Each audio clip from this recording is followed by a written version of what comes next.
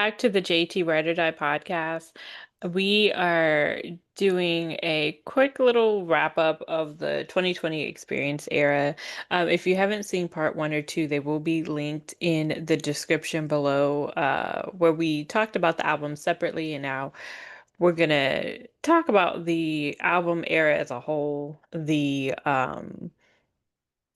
album, singles, I didn't think of what they were called, the tour, and the last documentary he had on Netflix. I think that's hmm it's more concert, but I guess you could call it. I guess you could call it It's it's a documentary. documentary concert. Yeah. Right. So Yeah, if you right. watch the other two, we'd love to know what you thought about those albums in the comments below, and make sure while you're there you hit the subscribe button so you won't miss our next episode. So the album, the 2020 Experience album, we get into it, was released on March 2013, the part one, and part two was on September of 2013. And that was kind of why I always thought everything I thought it would have a sequel Me because too. everything I thought it was released in March. So I thought we had something hmm coming in September, but guess hmm not. JT's come back after it was after a music hiatus where he'd been doing some movies. I hmm think it was like 4 or 5 years, or 3 or 4.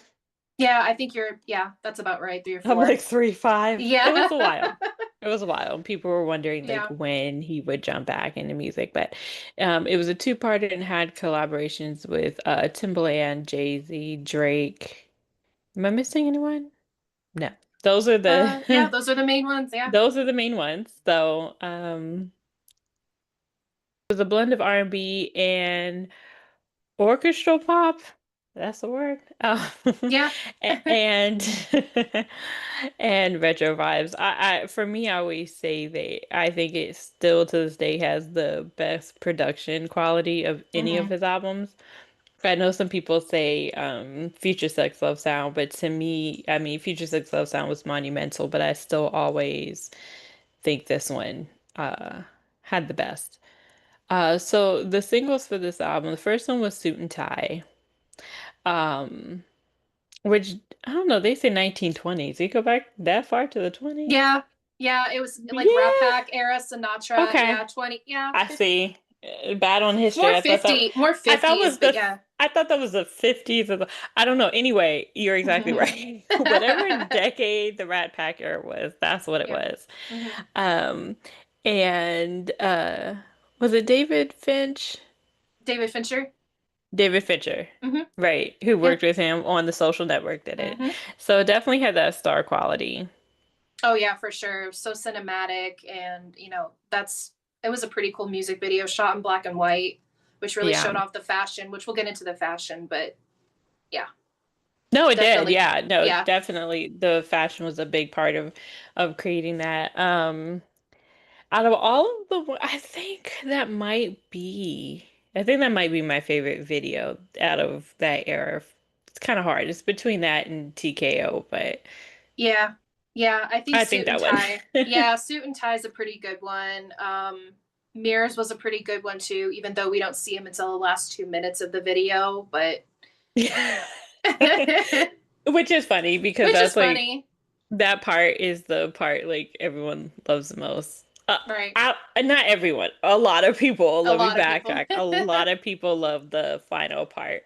Yeah. Um, and so yeah, Mirrors was the second release, which obviously is a fan favorite to this day. hmm It was dedicated to his grandparents. It won several like video awards. It's a good video. It is a good video. It's Yeah. a One good of his video. biggest songs. So, Yeah. And it's funny because like when people post of that video, it's so long, so you yeah. can't post the whole thing, but they usually do post the end with him, and I think Yeah. that part is they just always say, oh, that's the best part of the song. It is the best part of the song. Um hmm Tunnel Vision was a controversial vision. I mean, I love the single. Um the video wasn't great to me. I understand why he did it from an artistic standpoint, but yeah, it Yeah. was controversial, with the nudity, and I'm like, oh, hmm okay. Like, which I didn't Yeah. expect that from Justin at all. You see him in Timberland Yeah, in the music video, and I'm like, okay. Like it was definitely a different direction for him to go in. But yeah, it's for not one of sure. my favorites, but I do I love the think, I song. mean, yeah, the creative risk, like, I get it. Yeah, I think I would have liked it if it had like more body diversity, Agreed. just diversity in women, period. Hmm. Those like were not women I would think a mass group of women would look at and be like, yeah, that's attractive. But Yeah. I think there should have been a little more diversity in there, but that's just me. Representation. Yeah. Representation of body types, skin Hmm. colors. Hmm. He looked great. He looked great, He but did. Yeah. I don't think I've ever watched that video since I first saw it. I Literally, haven't like watched it in a while either. So yeah. everything I see are always clips of him, and I'm like, man, he looks really good. But then I remember what the video was, and I don't go back to Right. it. Um, so the next three singles were TKO, Take Back the Night, and Not a Bad Thing. I hate that they did get somewhat mixed receptions, and it's from part two, and part two is like my favorite. Yeah, it's my Um, favorite too. a TKO is, I mean, I love the song and I love the video. I think that was probably the standout from those singles. I do think he could have picked better singles. Take Back the Night was okay. Hmm. It's just okay. Yeah. Not a bad thing. Again, He wasn't t even in the video, he so. wasn't in the video, and to me, like I get what he was doing, but not a Hmm. bad thing feels like it just always felt misplaced for part two. So I get it. Unfortunately, they did not perform as well as the first part of the album, and I just think he should have chose Better singles. some better singles. I do. Yeah. I think he could have chose some better stuff. Um, but overall, the singles did reflect storytelling as far as the flow of part one and two of the albums. 2020 experience, even though the origins come from doing 20 songs in 20 days. I do think Hmm. there's a level of storytelling about, just like classic love and vibes and stuff like that. That's apparent in the first track, Yeah. as in the first album, excuse me, and then the second album is obviously a little darker. So it definitely was a change of sound. Oh yeah, for sure. The second part is like darker in tone. Yeah, And he even said that in that one interview we talked about. And then the first part is like romantic, first love. He just got right. married. So, because I think that album was supposed to be released earlier than what it was, and he had to postpone it because he was getting married. So Okay. he That pushed makes it sense. further. And I remember the Target performance. That was such a big deal. He performed at a Target in New Jersey. Really? Oh, yeah, yeah, yeah, yeah. The video of that. I love the video of that. I do too. I'm like, man, Can you Justin taking over a imagine? Target. Oh my God. Bring that back. Yeah, Perform at a Target. I'd really like to see that for the next rollout. Of course, it'd be like a bloodbath to get Oh tickets, my but God. I like, can't even imagine what it was to get tickets to that even back then. Like, right. I love the pictures from that. I I still do have the too. pictures on like Pinterest. They took Yep. some Yep. great, and he had the commercial where he surprised the fans. Do you I remember that loved too? that. Yeah. Yeah, that That was the was so, era where you had a lot of like we got fed promotion. so much. Right, Yeah. rollouts. We had SNL during that time. Hmm. That's like the last era I think we really had any heavy SNL, which makes me really Right. sad because that's Yeah, me over too. like almost 13 years ago. Oh man, Oh that's man. crazy. Ugh.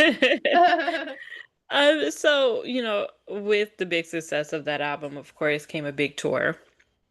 The tour ran from November 2013 until 2015. And part of me really wished Justin would get back to like that long ass set list because like I understand he's Hmm. older, but also like with the ticket prices, like I Hmm. paid way cheaper. I was up in the nosebleeds. Hmm. Understand, but it was so much cheaper from what other people are saying. And he started because he changed it throughout, but he Yeah. did 28 songs. Oh wow. And I kind of wish he would go back to that. There are some, if you didn't get to go to the concert, the Netflix is really great Hmm.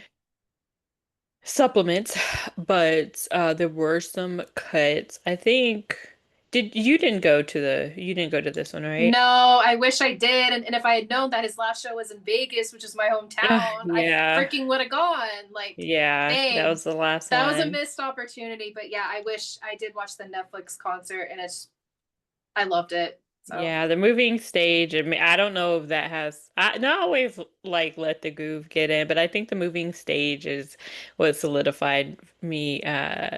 It solidified it for me. hmm. Um, Is that it's your just. favorite? I think. Yeah, I mean, that's my favorite Yeah, song. that's your favorite song. Um, During the show, yeah, that's probably one of my favorite moments.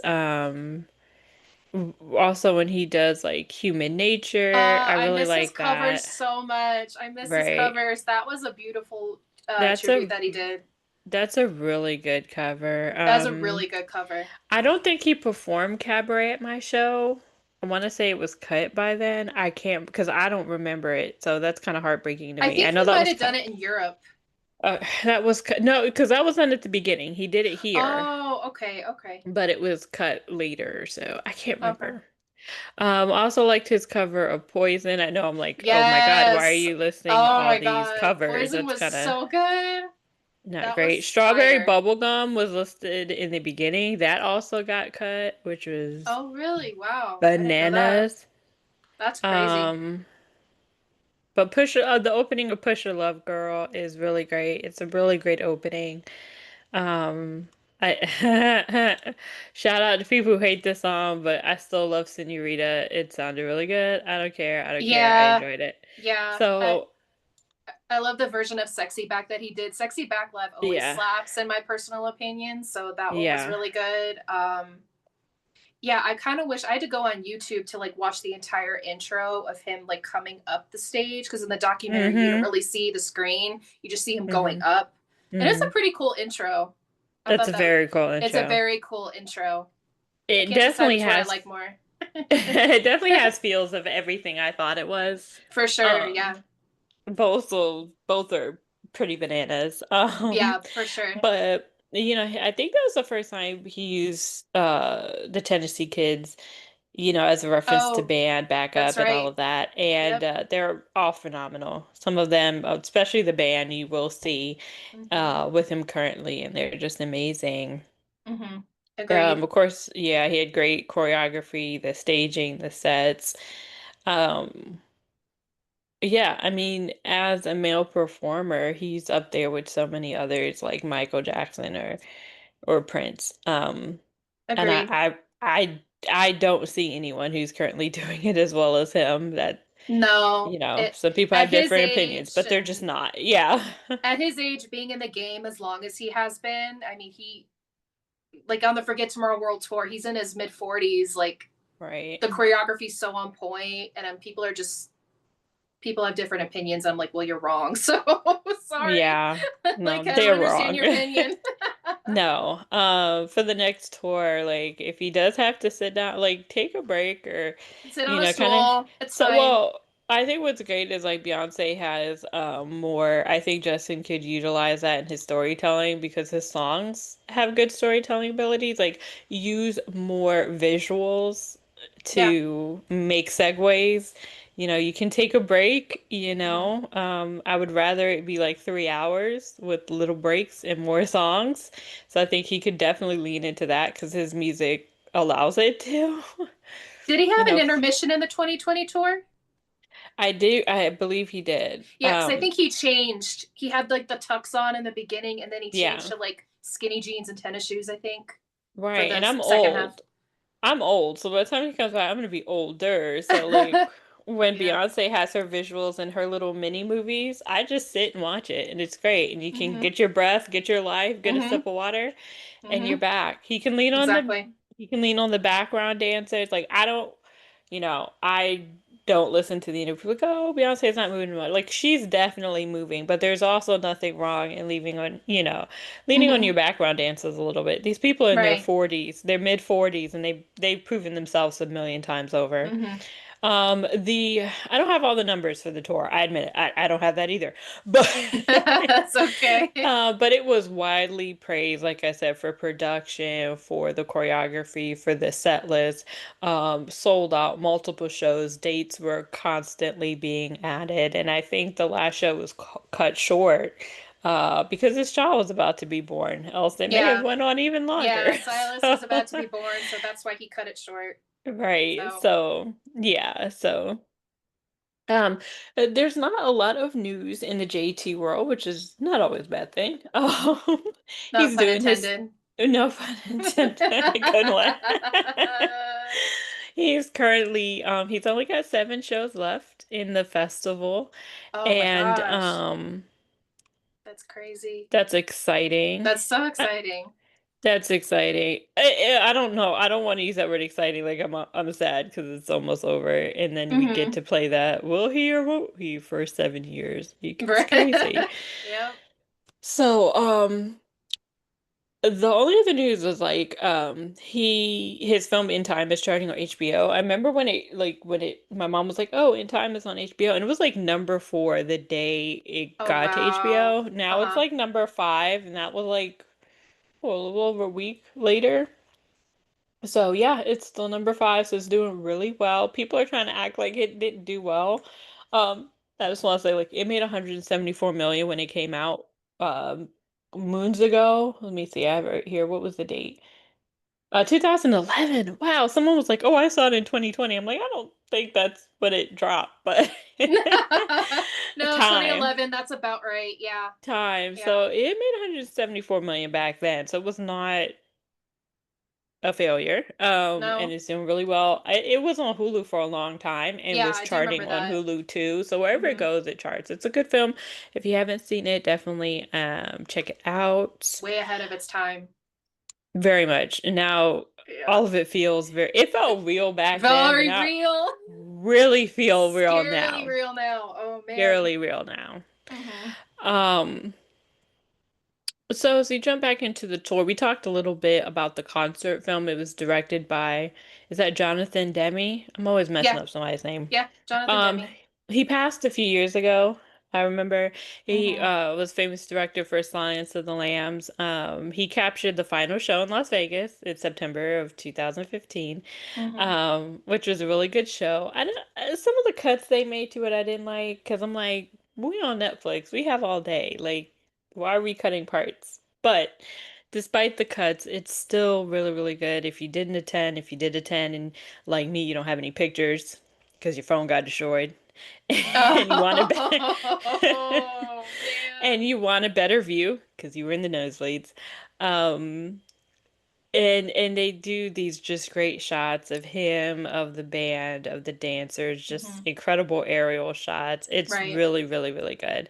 Hmm. Um, some people feel like it was definitely like a farewell to a certain side of him. I don't wouldn't go that far, but it was definitely No. like it was a period on the end of an era for sure. But Hmm. it's always there, and it's always great to use that to look back on. Hmm.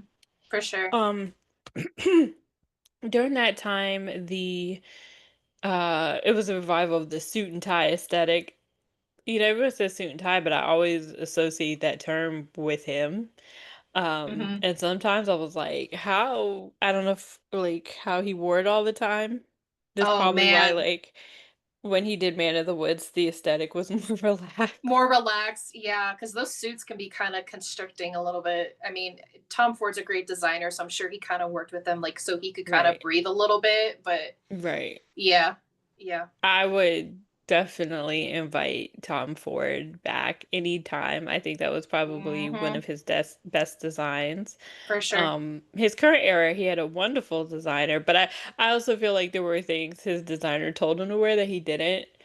We also have video evidence that there were things his Hmm. designer told him to wear that he didn't. Sir, So we got evidence. So. maybe, I don't know, maybe Tom can work some of that out. I don't Hmm. know. But yeah, I would like to see him back on another era. It was just a like you said, the modern day Rat Pack. The hair is controversial. I liked it. I wouldn't. I I get liked it. it too. It was for the time. I It's get, for the time. I think we were just happy he had grown his hair back in. So like, I'm not gonna mess with that.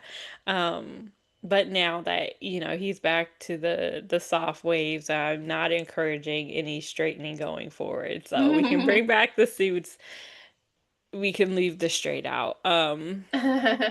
But you Yeah. definitely did see other artists kind of have that polished look. It's kind of gone away now, unfortunately. But for the Hmm. 2010s, you did see a lot of people were in. It, it was a mature version, I think, of Future Sex Love Sounds. Hmm. Um, Future Sex Love Sounds was kind of business casual. Yeah. Yeah. A lot of khaki, a lot of like neutral tones, khaki Right. gray, fedoras.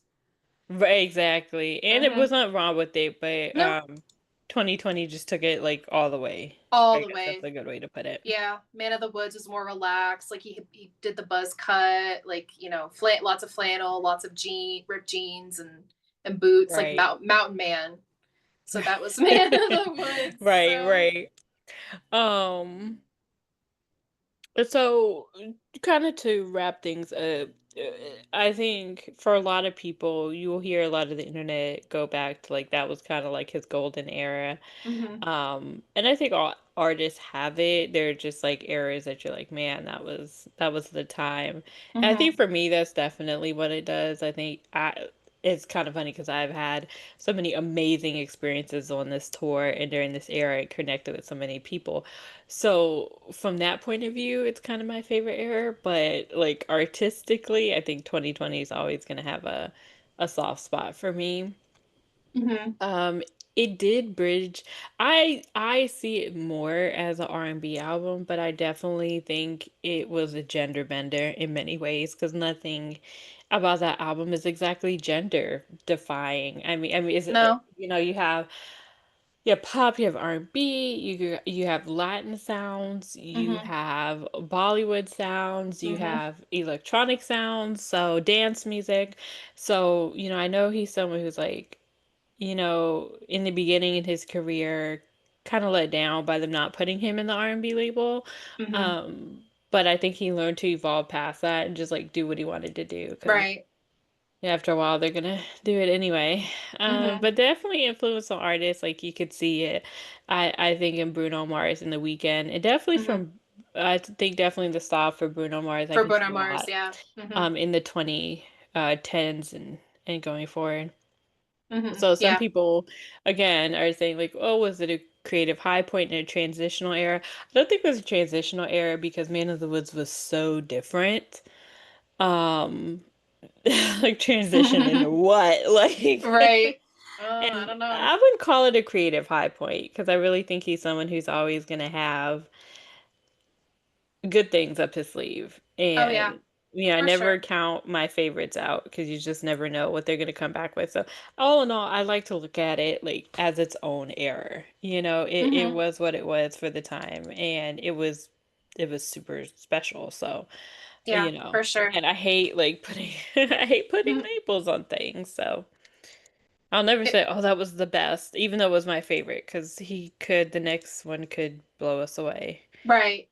Well, it was a big moment Um, in pop culture too. Like yes. it was, he was all over the place with the 2020 era, like performing everywhere, and then we got the tour, and then the Netflix concert. Like he was just all over the place with this era. We got fed extremely well. So Like we always say, it was such a rollout where definitely a you don't rollout. see that as much anymore. Like as much, like I would totally be okay if he just like dropped an album and kept running. I'm Yeah. not saying he shouldn't do that, but like back then, I mean, he probably doesn't want to do it again, but they would, make artists kind of hustle to sell. Right. And, he may not have enjoyed that. But we like the SNL, Jimmy Fallon post, like just the little fun stuff. Like, yeah, I would like to see those come back. I would like to see us get at least a SNL performance out of the Hmm. next era. Like, at least. So basically, and we've kind of gone over it, but I'm curious, like, where, if you had to tell somebody, what does the 2020 experience era like mean to you? Oh gosh. Um, yeah, I mean, the first thing that comes to mind is the fashion. Like, it just Mhm. reminds me of like Michael Jackson when he put Thriller out. Like, that's one of the biggest albums in pop culture. I think 2020 is one of the biggest albums in pop culture history. It's definitely, we're going to look back on it for years and years to come saying, oh, wow, that was a really great album and a great era. And it won awards and like all this stuff. So Mhm. it's definitely a very monumental, because like I said, Future Sex Love Sounds is when I started paying attention to Justin's solo career more. And then Mhm. 2020, I even paid more attention just because of, it's like he just keeps getting better and better. Like it was Right. just a real standout era for me. And yeah, it was just a lot to take in all at one time. Like the music and he's not afraid to experiment with different sounds either, which I love. Like he does what Mhm. he Yeah. wants. Like if people listen to it, they do. If they don't, they don't. And that's okay. Like he's doing what he loves. So it's definitely a Yeah. standout era for sure. I agree. For me, like I said, both are that's gonna be my favorite albums, part one or two, with the emphasis on two. And I Hmm. just remember like I was like kind of grown at when I had left in my Future Sex Love Sound, I was like a young teenager when I was coming back into 2020. I was grown, and he was past grown, but I felt like 2020 was like just like real grown man shit, grown Oh man yeah, music. yeah. So I felt like I also was like my sound had changed and developed in a way growing with him. And obviously that was my first show I saw of him, so that was also incredible. And I mean, I loved everything I thought it was. I would love to see more of that classic risk taking that he took on 2020. And I'm not downplaying everything I thought it was. I just feel like, and the production value and everything I thought it was is good too. But I Hmm. just feel like there was just such a like risk and high production value on 2020. I would love to see him Hmm. get back to in his next era. And whatever that sounds like. I'm not, oh, I want pop. I want no, whatever that sounds like I'll know it when I hear it, Right, right. So that's definitely, yep, my favorite era. Hmm. So we definitely want to know, what was your favorite track? Do you have a tour moment? Did you see the tour? Definitely let us know in the comments what this era means for you. Just some of the great memories. I feel like so many people have, despite what the internet might be saying, so many people have memories to suit and tie and to Oh mirror yeah. Yep. weddings, graduations, proms. I mean, Hmm. do you ever the sound when someone says the soundtrack of your life? Oh yeah, This album was the soundtrack to for many sure. people's lives. Yep. And make sure you like and subscribe and share this episode. You enjoy it. We thank you for joining us today. It has been so much fun going through this era.